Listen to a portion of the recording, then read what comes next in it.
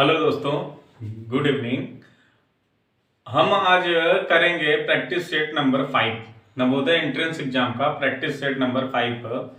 हमने 4 सेट इससे पहले कर लिए हैं। अगर आपने वीडियो नहीं देखे हैं तो वीडियो देखें। हम सभी सेट में 5 इंपॉर्टेंट क्वेश्चन लेके उसका सोल्यूशन करवाते हैं। तो आज भी हमने 5 इंपॉर्टेंट क्वेश्चन या 10 इंपॉर्टेंट क्वेश्चन लिए हैं। देखते हैं कितना हो पाता है।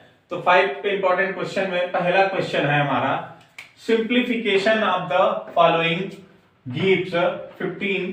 तो इसको लिख लेते हैं यहाँ पे 15 holes 1/2 minus 12/5 into 5/8 plus 7 holes 7 division 1 holes 3/4 small bracket close into 2। इसका सलूशन हमें करना है। तो हम सबसे पहले सिंप्लीफिकेशन करना है, तो सॉल्व करते हैं इसको। 15 2 30 30 और 1 31/2 माइनस 5 से 5 कैंसिल आउट हो जाएगा, तो बचेगा हमारा 12/8 प्लस 7 डिवीजन 4 1 जा 4 4 और 3 7 7/4 ब्रैकेट क्लोज्ड इनटू 2।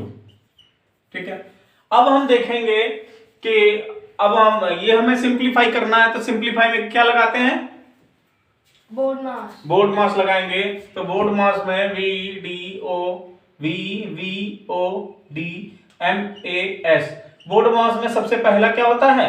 वेनिकुलम। क्या वेनिकुलम कहीं पे है? नहीं। वेनिकुलम जब नहीं है तो हम क्या करेंगे? उसके बाद क्या देखेंगे? ब्रैकेट देखेंगे। ब्रैकेट में यहाँ पे ब्रैकेट दिखाई दे रहा है। हाँ। कौन कौन से ब्रैकेट हैं? Small bracket and middle bracket. Small bracket and larger bracket. Middle bracket curly bracket को कहते हैं, जो कि कर्ली ब्रैकेट हमारा यहाँ पे नहीं प्रेजेंट है। ठीक है, कर्ली ब्रैकेट तो नहीं है। सबसे पहले क्या है? स्मॉल ब्रैकेट है, उसके बाद लार्जर ब्रैकेट है। ठीक है, उसको सॉल्व करेंगे। उसके बाद हम क्या करेंगे? ऑफ कहीं लिखा हुआ दिख रहा है? नहीं। ऑफ नहीं है तो नहीं करेंगे। उसके बाद क्या है? डिवीजन। तो डिवीजन सॉल्व करेंगे, फिर मल्टीप्लिकेशन सॉल्व करेंगे, फिर एडिशन, फिर सब्ट्रैक्शन। तो शुरू करते हैं वेनिकुलम हटा के ब्रैकेट को सॉल्व करना। ठीक है, तो ब्रैकेट कहां पे लगा है? ये लगा हुआ है। बाकी वैसे लिख लेते हैं 31/2 माइनस 12/8 प्लस, अब ये ब्रैकेट लगा हुआ है। हमने बताया था 7 ब्रैकेट हट जाएगा। हमने बताया था जब डिवीजन हटता है तो क्या लगता है? मल्टीप्लाई यहां लगाएंगे, और मल्टीप्लाई के बाद वाला नंबर, सॉरी डिवीजन के बाद वाला डिजिट क्या हो जाता है? रिवर्स हो जाता है। हो जाता है। तो 4/7 और ये ब्रैकेट क्लोज इनटू 2। ठीक है, अब देखो ये हो गया 31/2 माइनस 12/8 अब प्लस, यहां से 7 से 7 कैंसिल आउट होगा। हाँ, क्योंकि अपान में है, ऊपर नीचे है, तो कैंसिल आउट हो जाएंगे। तो क्या बचेगा? केवल 4। ये क्लोज्ड, ये 2।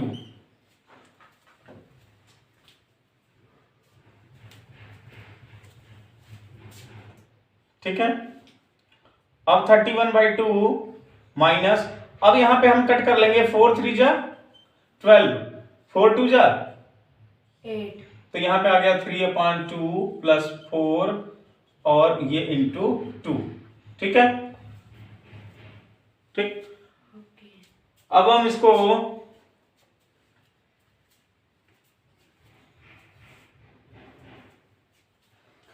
अब देखो यहां पे हो जाएगा 31/2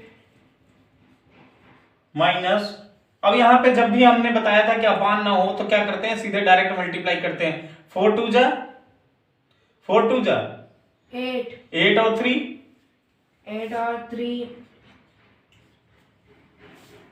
11/2 जोड़ते रह जाओ 2-3 घंटे तक। तो 11/3 हो गया। तो देखो अब दोनों ब्रैकेट ये ओपन हो जाएगा, तो ओपन, दोनों का डिनोमिनेटर क्या है? दोनों का डिनोमिनेटर क्या है? 2 है, सेम है।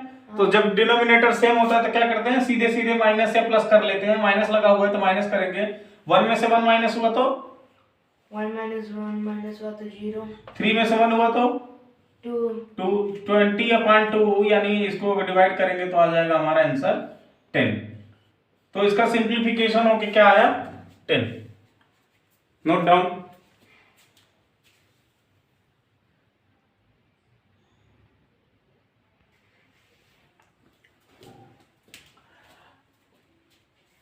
सॉरी यहाँ पे 2 छूट गया, देखिए यहाँ पे 2 छूट गया है, 2 छूट गया है तो यहाँ पे हम 2 लिखेंगे पहले, तो इंटू 2 लगाएंगे तो 2 से 2 क्या होगा, कैंसिल आउट हो जाएगा। तो यहाँ पे क्या बचेगा 31/2 माइनस 11, ठीक है।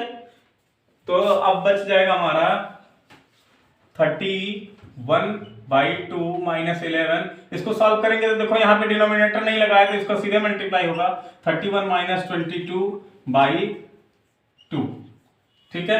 तो 22 में से 31 में से 22 माइनस करेंगे तो आएगा 9/2। क्या आ जाएगा 9/2, यानी हमारा ऑप्शन सी इज करेक्ट। यहाँ पे थोड़ी गलती हो गई थी, 2 छूट गया था, 2 छूट गया था इसलिए गड़बड़ हो रहा था आंसर हमारा। अब एकदम बिल्कुल करेक्ट है।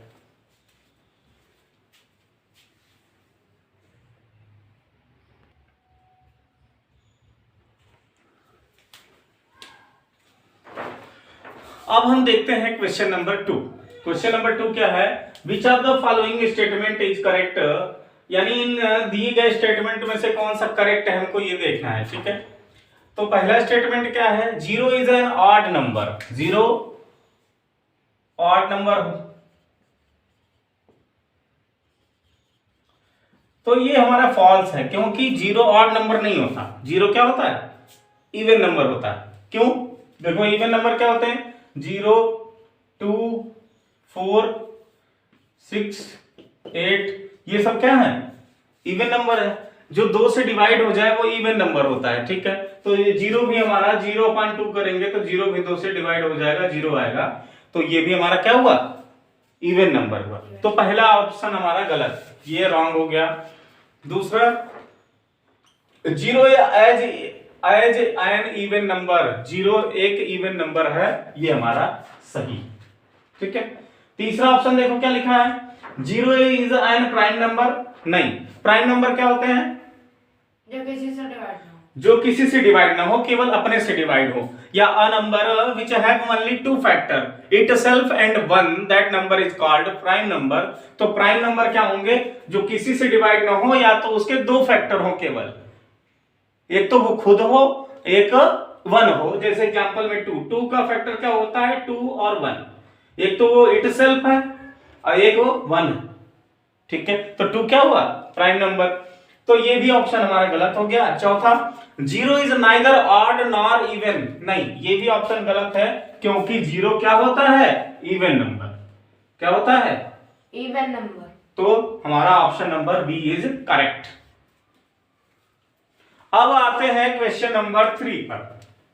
क्वेश्चन नंबर 3 हमारा क्या बोला है, बहुत अच्छा क्वेश्चन है, मोस्ट इंपॉर्टेंट क्वेश्चन है, ठीक है, बहुत अच्छा क्वेश्चन है।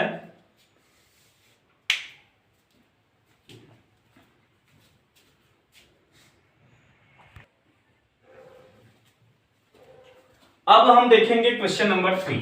क्वेश्चन नंबर 3 हमारा मोस्ट इंपॉर्टेंट क्वेश्चन है। क्वेश्चन क्या है, a man travel at a speed of 30 kilometre per hour.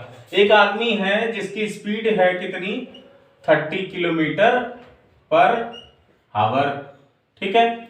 उसके बाद क्या है, ही रीचेज हिज डेस्टिनेशन, यानी वो मैन जो है वो कहीं जा रहा है, तो वह अपने डेस्टिनेशन पे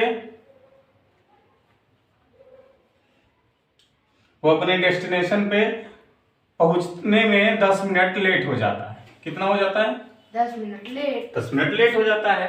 किस स्पीड से 30 किलोमीटर पर आवर से।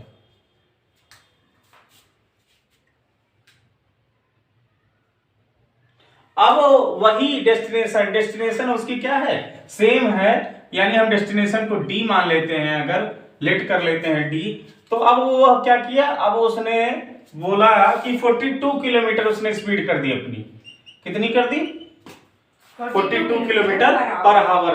तो अब वो क्या करता है, वह पहुंचने में 10 मिनट कम, ये लेट हो गया और ये 10 मिनट लेस हो गया। 10 मिनट कम टाइम लगा उसको, ठीक है। अर्ली हो गया, हाँ अर्ली हो गया, या अर्ली लिख देते हैं, ठीक है, 10 मिनट अर्ली पहुंच गया। तो आगे क्या बताना है हमको, द डिस्टेंस ट्रेवल इज, यानी वह कितनी दूरी डिस्टेंस को ट्रेवल किया ये हमको बताना है, ठीक है। तो जब देखो ये d है तो यहां भी क्या हो जाएगा, d ही डिस्टेंस होगी क्योंकि वो सेम डिस्टेंस गया है, ठीक है।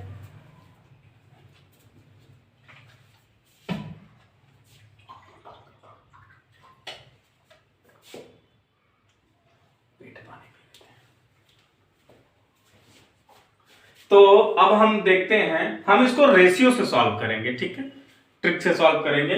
तो हमारा स्पीड s1 रेशियो s2 कितना है, 30 रेशियो 42, ठीक है। तो अब इसको कट कर लो, 6 से 6 5 जा 30, 6 7 जा 6 7 जा 2, 6 7 जा 42 आ गया हमारा, ठीक है। तो हमारा स्पीड का जो रेशियो आया s1 ratio s2 equal to आ गया 5 रेशियो 7, ठीक है। तो अगर हमारे पास किसी क्वेश्चन में ऐसा है कि हमारे पास स्पीड का रेशियो गिवन है, ठीक है, स्पीड का रेशियो अगर गिवन है तो हम उसको टाइम का रेशियो बना सकते हैं। तो क्या करेंगे हम, इसका मान लेते हैं हम टाइम यहाँ पे t1 लग रहा होगा, यहाँ पे t2 लग रहा होगा, तो हम इसी रेशियो को अगर उल्टा कर दें, इसी रेशियो को उल्टा कर दें, रिवर्स कर दें, 7 रेशियो 5 कर दें, तो ये टाइम का रेशियो बन गया। क्या बन गया, टाइम का रेशियो बन गया। तो s1 रेशियो s2 था हमारा 5 रेशियो 7, अब टाइम का रेशियो क्या हो गया, t1 ratio t2 equal to हो गया 7 रेशियो 5, क्योंकि जिसकी स्पीड कम होगी उसमें टाइम अधिक लगेगा, और जिसमें टाइम स्पीड अधिक होगी 7 होगी उसमें टाइम कम लगेगा। जैसे कोई गाड़ी तेज से जा रही हो, 50 किलोमीटर पर आवर जा रही हो, और कोई 30 किलोमीटर पर आवर जा रही हो, तो किसमें टाइम अधिक लगेगा, 50 किलोमीटर वाले में कम टाइम लगेगा क्योंकि वो तेज चल रही है, 30 किलोमीटर वाले में ज्यादा टाइम लगेगा। वही बात यहाँ पे है, देखो यहाँ पे स्पीड कितना है, 5 है, तो टाइम क्या लग रहा है 7, और यहाँ पे स्पीड कितनी है 7 है, तो टाइम क्या लग रहा है 5, यानी कम ज्यादा हो जा रहा है, ठीक है। अब देखो, अब यहां पे हम देखेंगे एक में कम टाइम लग रहा है तो इसको लिखेंगे -10 मिनट, और एक में अधिक टाइम लग रहा है तो इसको लिखेंगे प्लस का 10 मिनट, ठीक है, ठीक। अब यहां पे हम डिफरेंस निकालेंगे, टाइम का डिफरेंस कितना हो जाएगा, t1 माइनस t2 कितना हो जाएगा, 2। रेशियो वैल्यू है ये 2, क्या है, रेशियो वैल्यू 2।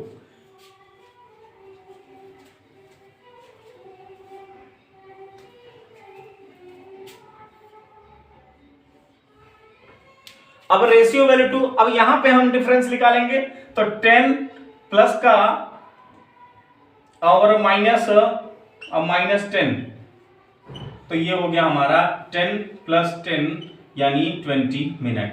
कितना हो गया, 20 मिनट, ठीक है, 20 मिनट। हमने पहले प्लस को क्यों लिया, क्योंकि हमें डिफरेंस निकालना है। क्या निकालना है, डिफरेंस। तो डिफरेंस हमेशा बड़े नंबर में से छोटे नंबर को ही माइनस करके निकाला जाता है। तो हमेशा पॉजिटिव नंबर जो होते हैं वो बड़े नंबर होते हैं, तो प्लस का 10 बड़ा नंबर हुआ, माइनस का 10 छोटा नंबर हुआ, इसलिए प्लस माइनस कर लिया हमने।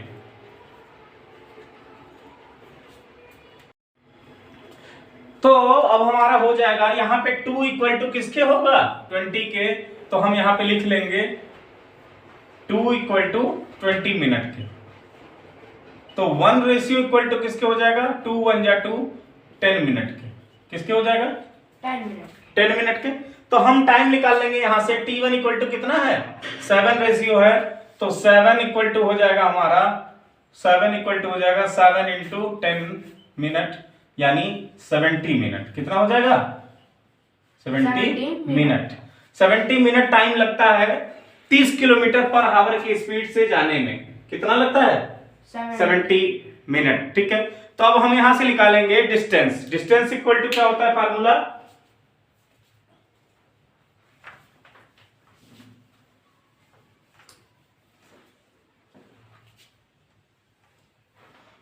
अब डिस्टेंस इक्वल टू हमारा होता है, डिस्टेंस इक्वल टू होता है स्पीड इंटू टाइम। क्या होता है?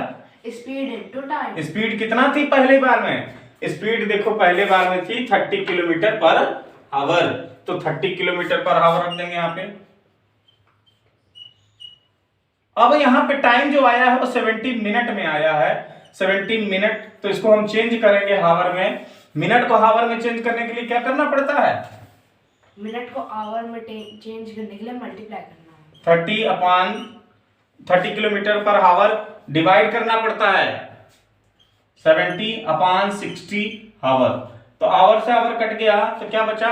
7 3 जा 21, 7 3 जा 20, 0 से 0 कैंसिल आउट हुआ, 7 3 जा 21 किलोमीटर। यानी वो जो मैन है वो 210 किलोमीटर अगर जाता है 30 किलोमीटर पर आवर से, तो उसे कितना टाइम लगता है? 70 मिनट्स। ठीक है, तो हमारा आंसर है 210 kilometre.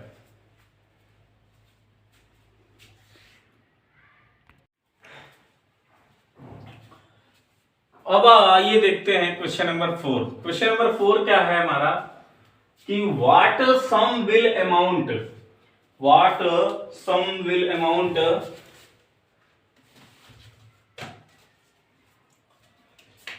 2 rupees 6600 in 4 year at 8% पर एनुअल सिंपल इंटरेस्ट। यानी जो ब्याज हमारा लग रहा है वो सिंपल इंटरेस्ट से है। किससे है?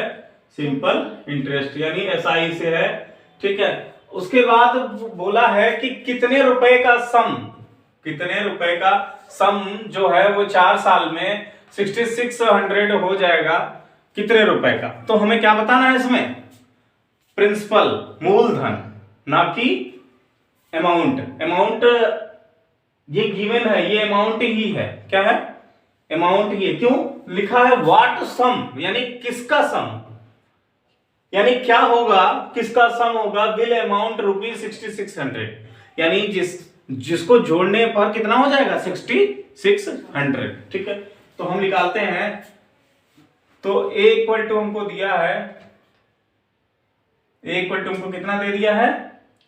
6600। तो A इक्वल टू होता क्या है?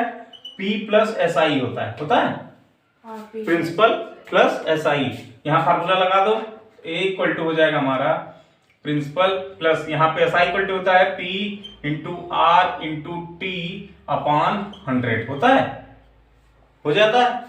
अब यहाँ पे वैल्यू रखो 6600 इक्वल टू P, दोनों में कॉमन है, हमने कॉमन ले लिया 1 प्लस R की वैल्यू गिवन है, R की वैल्यू 8% है, 8 इंटू T की वैल्यू कितना है? 4 है अपॉन 100। ये हो गया, ये 6600 इक्वल टू P। तो यहां पे हो जाएगा हमारा, तो 1 इसको काट देंगे तो 25 आएगा, तो 1 प्लस 8 अपॉन 25। ठीक है, तो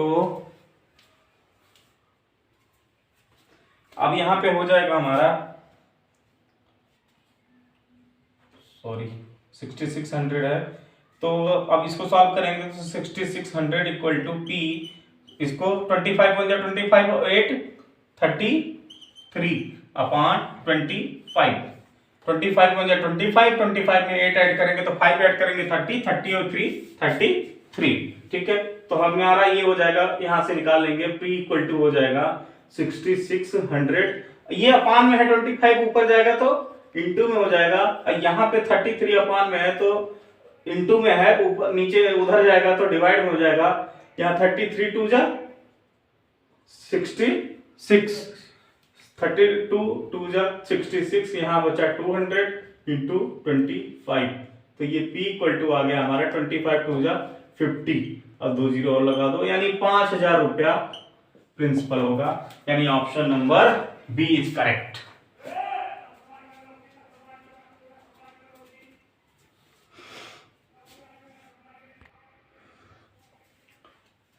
देखिए फिर से देखते हैं इस क्वेश्चन को। ठीक है, तो हम थोड़ा ऑप्शन पे भी ध्यान देंगे, अगर क्वेश्चन नहीं समझ में आ रहा है तो ऑप्शन पे ध्यान देंगे। देखो यहां पे क्या लिखा है 6600, ठीक है। अब ऑप्शन सब उससे छोटे हैं, तो अगर हम इसको प्रिंसिपल माने तो अमाउंट कभी प्रिंसिपल से छोटा नहीं हो सकता। इस बात को ध्यान में रखना होगा, थोड़ा दिमाग लगाना होगा, ठीक है। क्वेश्चन हमें नहीं समझ में आया तो भी ओके। तो 6600 है यानी ये अमाउंट होगा, हमें प्रिंसिपल ही निकालना है, ये बात पक्की हो गई, ठीक, क्योंकि उससे बड़ा ऑप्शन है नहीं। तो हम यहां पे क्या करेंगे, अमाउंट इक्वल टू लिख लेंगे 6600 रुपीज, ठीक है। अमाउंट इक्वल टू फार्मूला क्या होता है, प्रिंसिपल प्लस एसआई। प्रिंसिपल यानी हमारा जो मूलधन है और प्लस एसआई, एसआई यानी हमारा जो ब्याज है। तो वैल्यू रखी हमने यहां पे पी रहने दी। एसआई की वैल्यू क्या होती है, एसआई का फार्मूला क्या होता है, P into R into T upon 100, ठीक है। अब दोनों जगह से हमने पी कॉमन कर लिया, तो पी कॉमन करेंगे जब, तो यहां पे बचेगा 1 प्लस यहां पे बचा आर और टी अपॉन 100, ठीक है। यहां पे वैल्यू रख दी हमने 6600, P equal to 1 plus R की वैल्यू कितनी दी है हमको 8% और टी की वैल्यू 4 ईयर दिया है, रख दिया हमने। 4 से 100 कट किया तो 25, 25 4 जा 100 होता है, तो 4 से कट किया हमने, 4 1 देखो ऐसे किया, 4 2 जा 8 और यहाँ पे बचा 2 और 0 मिलके 20, तो 4 5 जा 20, तो हो गया हमारा 25। तो आया यहाँ पे 6600 equal to P plus 1 plus 8 upon 25, 25। अब हमने देखो इसको सॉल्व किया, 25 बन जाए 25 और प्लस 8 33 अपॉन 25, तो आ गया हमारा 6600 equal to P bracket 33 upon 25। अब हमने क्या किया, क्रॉस मल्टीप्लाई कर लिया, क्रॉस मल्टीप्लाई किया तो पी को हमने देखो यहीं पे रखा, ये 25 देखो यहाँ पे नीचे है, इधर जाएगा तो ऊपर हो जाएगा, यानी यहाँ पे डिनोमिनेटर में है, अपॉन में है, तो उधर जाएगा तो इनटू में हो जाएगा, ठीक है। तो यहाँ पे देखो गया तो इनटू में हो गया। ये 33 क्या है, इनटू में है, पी के इनटू में है, ऊपर ही है, तो उधर जाएगा तो अपॉन में हो जाएगा, 33 अपॉन में हो गया, ठीक है। 33 2 जा 66, 200 इंटू 25, तो 200 इंटू 25, 25 2 जा 50 और 2 जीरो था, 2 जीरो हमने लगा दिया, तो हमारा क्या गया 5000, यानी प्रिंसिपल। थोड़ा यहाँ पे समझने के लिए हमको ये सोचना पड़ेगा कि हमारा अमाउंट कभी प्रिंसिपल से छोटा नहीं हो सकता, तो हमें क्या फाइंड करना है, प्रिंसिपल ही फाइंड करना है।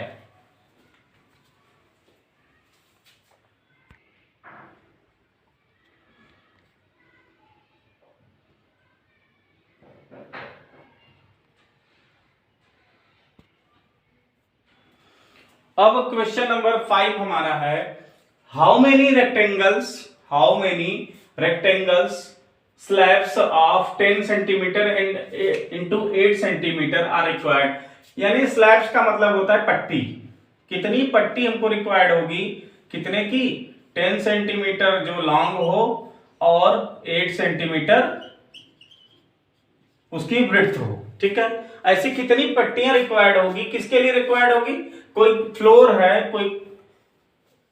फ्लोर है उस पे लगाना है, उसकी फ्लोर की लंबाई कितनी है 12 मीटर, कितनी है 12 मीटर, इंटू चौड़ाई कितनी है 10 मीटर, ठीक है। तो ऐसी ऐसी कितनी पट्टियां लगेंगी इसमें, ये हमको बताना है, ठीक है। तो हम सब क्या करेंगे, ऐसा क्वेश्चन हम करने के लिए सबसे पहले क्या करेंगे, पूरे बड़े वाले फ्लोर का हम एरिया निकालेंगे। क्या करेंगे, एरिया निकालेंगे। तो एरिया ऑफ, ये कैसा शेप है, रेक्टेंगुलर शेप है, तो एरिया ऑफ रेक्टेंगल या area of floor equal to क्या हो जाएगा 12 मीटर इंटू 10 मीटर, तो 12 10 जा 120 मीटर स्क्वायर, क्या गया 120 मीटर स्क्वायर, ठीक है। ये हमारा फ्लोर का एरिया हो गया। अब इस पे एक पट्टी जो है हम उसका एरिया निकाल लें, ठीक है। एक पट्टी जो है हम उसका एरिया निकाल लें, तो area of one slabs equal to, यहां भी ये देखो रेक्टेंगुलर शेप है, तो इसका भी रेक्टेंगुलर का एरिया निकालेंगे 10 सेंटीमीटर इंटू 8 सेंटीमीटर। ठीक है, 10 सेंटीमीटर इंटू 8 सेंटीमीटर। ठीक है, लेकिन देखो यहाँ पे एक दिक्कत ये है कि हमारा एरिया जो फ्लोर का है वो मीटर स्क्वायर में है, अब हमारे स्लैब का एरिया क्या है, सेंटीमीटर में गिवन है, तो हम इसको मीटर में चेंज कर लें। तो 1 मीटर इक्वल टू कितना होता है, 100 सेंटीमीटर। तो यहाँ पे हम अगर 1 सेंटीमीटर लिखना चाहें तो 100 देखो यहाँ पे इंटू में है, इस तरफ भेज देंगे तो डिवाइड में हो जाएगा, यानी 1/100 मीटर हो जाएगा। हो जाएगा, यानी सेंटीमीटर के जगह पे हम क्या रख सकते हैं, 1/100 मीटर। तो रखेंगे हम, तो यहां पर रखेंगे 10/100 मीटर इंटू 8/100 मीटर, क्योंकि इस सेंटीमीटर की जगह 1/100, इस सेंटीमीटर की जगह 1/100 रख लिया हमने, तो 1 0 से 1 0 कैंसिल आउट हुआ, तो आ गया हमारा 8/1 2 3 0 बचे हैं, तो 1000 मीटर स्क्वायर।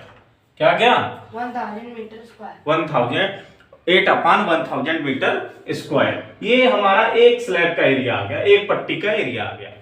अब देखो, अब क्या करना है, हमें पूरे फ्लोर पे लगाना है।